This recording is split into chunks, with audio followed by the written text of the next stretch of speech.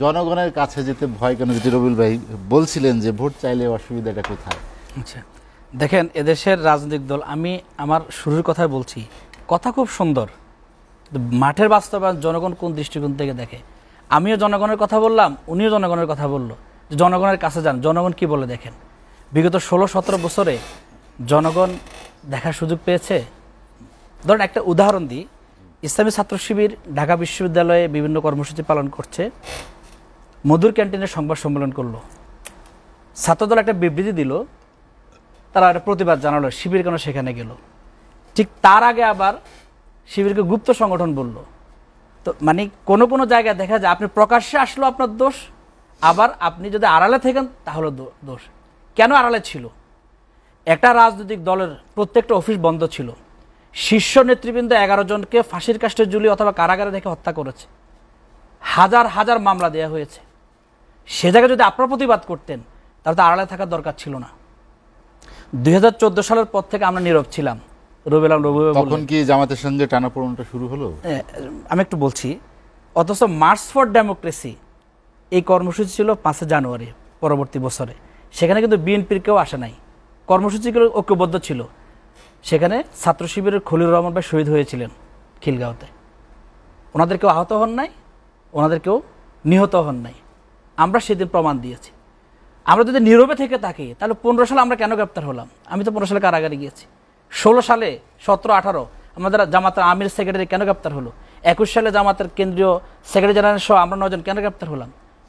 আমরা তো এত জুলুম, এত নির্যাতন, এত নিপীড়নের পরেও রাজপথে কোনো ইস্যুতে দেশের স্বার্থে দ্রব্যমূল্যের ঊর্ধ্বগতি বলেন, সিন্ডিকেট বলেন, গুম খুন বলেন, হামলা মামলা বলেন, দেশের স্বার্থে এমন কোনো কর্মসূচি নাই যে কর্মসূচি গুলির মুখে দাঁড়িয়ে জামাত ইসলামী ছাত্রশিবির বাস্তবায়ন করেনি।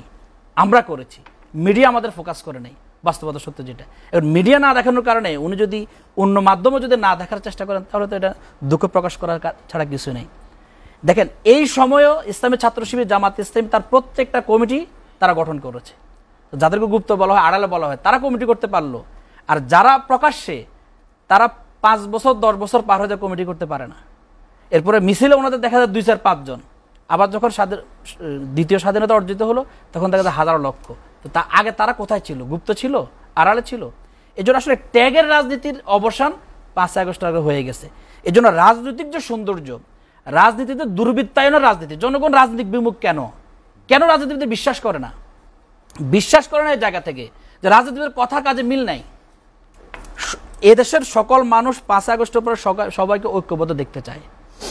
এখন রাজনৈতিক দর্শনের জায়গায় আমি জাতীয় নির্বাচনের আগে স্থানীয় নির্বাচন চাই, বিএনপি জাতীয় নির্বাচন আগে চাই। মত পার্থক্য হতে পারে না, কিন্তু আমি কেন চাইবে, এর জন্য কেন গায়েল করব, কেন ক্রিটিসাইজ করব? আমি আমার যুক্তিগত জনগণের সামনে তুলে ধরবো, যারা আগে চান তারা তুলে ধরবেন। আমরা এই যুক্তিতে বলেছি যে বাংলাদেশের রাজনৈতিক নেতৃত্বে একটা সিন্ডিকেট থাকে। ধরেন আপনি এমপি হলেন, আপনি মন্ত্রী হলেন, আপনি আপনার শ্যালক তাকে বা নিজের ভাইকে বানালেন উপজেলা চেয়ারম্যান, শিলিকা বানান বা বোনকে বানালেন মহিলা ভাইস চেয়ারম্যান, নিজের সিন্ডিকেট গ্রুপের লোকজনকে বানালেন ইউনিয়ন চেয়ারম্যান, যখন এরপরে নিজের লোকজনকে বানালেন মেম্বার। সকলে মিলে সিন্ডিকেট করে দুর্নীতি করে খায়, কেউ কারো প্রতিবাদ করে না। কিন্তু ভিন্ন মতের, ভিন্ন পথের মানুষ আসার যে সুযোগ ছিল, এই সুযোগ তো বিগত 17 বছরে হয়নি। 54 বছরেও এই রাজনৈতিক সংস্কৃতি ঘাটতি ছিল। এ জায়গায় একটা পরিবর্তন হতে হলে স্থানীয় নির্বাচনটা আগে হওয়া প্রয়োজন। এখানে বিভিন্ন শ্রেণী পেশার মানুষ ওই যে সরকারি থাকা অবস্থায় যে পেশি শক্তি ব্যবহার করে নির্বাচনে প্রভাব খাটায়, এই জায়গা থেকে বেরিয়ে আসতে পারবে। আওয়ামী লীগের পুনর্বাসন হওয়ার যে শঙ্কার কথা বলেছে, আচ্ছা শঙ্কার কোন শঙ্কা নাই? জাতীয় নির্বাচন যদি হয়, বিভিন্ন রাজনৈতিক দল এখনো আছে যাদের নিবন্ধন বাতিল হয়নি, আওয়ামী লীগটা আমি বাদে দিলাম, তারা সেখানে কি নির্বাচন করতে পারে না? সেখানে শঙ্কা আছে না? দেখেন, যেই শঙ্কার কথা বলে যে সরকারের ক্যাপাসিটি কমে গেছে, পুলিশ সক্রিয় না, র্যাব সক্রিয় না, অন্যরা সক্রিয় না, এই আশঙ্কা জায়গা থেকে বিশাল যোগ্য নির্বাচন কিভাবে সম্ভব? ভাই, তো এটা তো সরকার পরিবর্তনের নির্বাচন না, স্থানীয় সরকার নির্বাচন।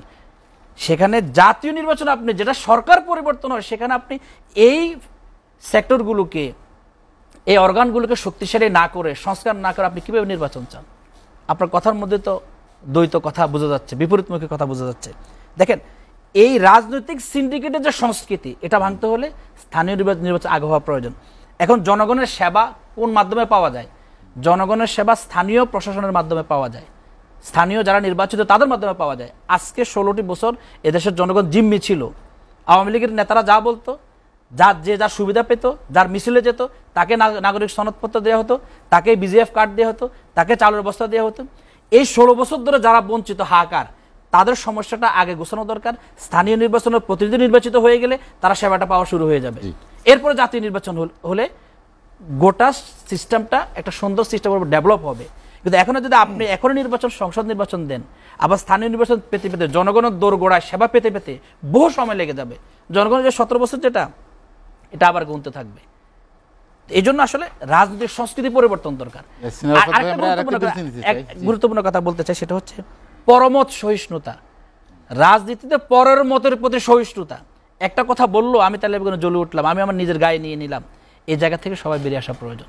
আওয়ামী লীগ পরমত সহিষ্ণু রাজনীতি করতে পারে নাই বলে ছাত্রলীগ ধ্বংস হয়েছে, যুবলীগ ধ্বংস হয়েছে, আওয়ামী লীগ ধ্বংস হয়েছে। এ জায়গা থেকে আমি নাগরিক পার্টিকে 3টা কথা বলতে চেয়েছিলাম। একটা কথা শুরুতে বলছি, দ্বিতীয় আরেকটা কথা হলো পরমত সহিষ্ণুতা। আমার বিশ্বাস ওনারা এটা ধারণ করেন, সকল রাজনৈতিক দলের ধারণ করা উচিত পরমত সহিষ্ণুতাকে। আমি পরের মতকে সম্মান জানাবো, অসুবিধা কোথায়? আমি আমার দ্বিমত প্রকাশ করবো পরেরটাকে সম্মান জানিয়ে। জামায়াত ইসলামী কোন পন্থী? দেখেন, রবিউল আলম রবি ভাই যে কথা বলছেন 90% বিএনপি করে, এই কথা যতদিন বলবে ততদিন রাজনৈতিক সংস্কৃতি পরিবর্তন হবে না। কারণ আপনি যখন বলবেন যে 90 জনে আমার, তখন আপনি আপনার মতো করে দেশ চালানোর চেষ্টা করবেন, আপনি আপনার মতো করে প্রশাসন সাজানোর চেষ্টা করবেন।